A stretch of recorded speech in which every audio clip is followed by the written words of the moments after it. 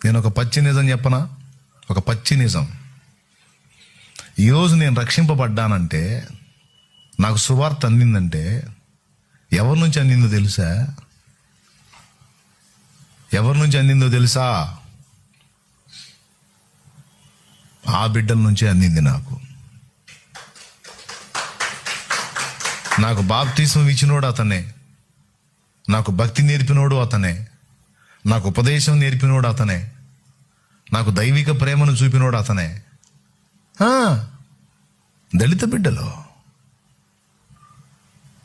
ఈరోజు ఆంధ్రప్రదేశ్లో మాత్రమే కాకుండా భారతదేశంలో చాలా చోట్ల సువార్త వ్యాప్తి జరిగింది అంటే అందులో ప్రధాన భూమిక పోషించింది ఎస్సీలే.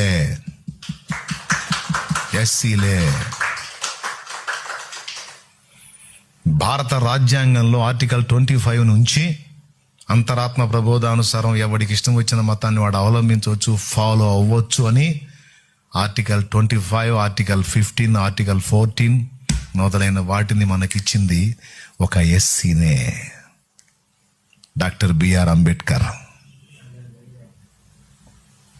ఖచ్చితంగా వాళ్ళకి నష్టం జరిగితే అది సంఘానికి నష్టం జరిగినట్టే. దళిత బిడ్డలకు అన్యాయం జరిగితే అది సంఘానికి అన్యాయం జరిగినట్టే. దళిత బిడ్డలకి కష్టం కలిగితే అది సంఘానికి కష్టం కలిగినట్టే. దాని విషయంలో స్పందించినోడు అసలు దైవజనుడే కాదు, వాడు దేవుని సంబంధే కాదు. ఇది పచ్చి నిజం. లేకపోతే ఎవరు? సల్మాన్ అన్న ఎవరు? 2 సంవత్సరాలు ఆయన ముందు కూర్చొని నేను వాక్యం విన్నా, దళితుడే. యేసన్న ఎవరు? నాకు బాప్టిజం ఇచ్చినోడు. వాక్యాన్ని ఇలా విభజించాలి, ఇలా ధ్యానించాలని నాకు నేర్పినవాడు. ఇలాగ నాకు చెప్పిన భక్తులు చాలా వరకు అందులోంచి వచ్చిన వాళ్ళే.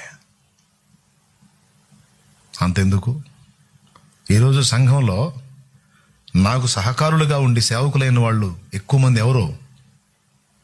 ఈ రోజుకి మెయిన్ బ్రాంచ్లో పరిచారకులుగా ఉండి పరిచర్యలో ప్రధాన భూమిక పోషిస్తున్న వారెవరో?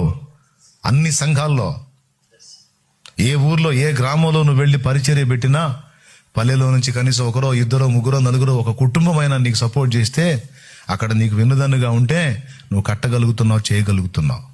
మరి ఇంత దుర్మార్గం జరుగుతుంటే దళితుల మీద, ఎస్సీల మీద దైవజనుడుగా నువ్వు నేను స్పందించకపోతే మనకంటే కృతజ్ఞతాహీనులు, దౌర్భాగ్యులు ఇంకోటి ఉంటారా?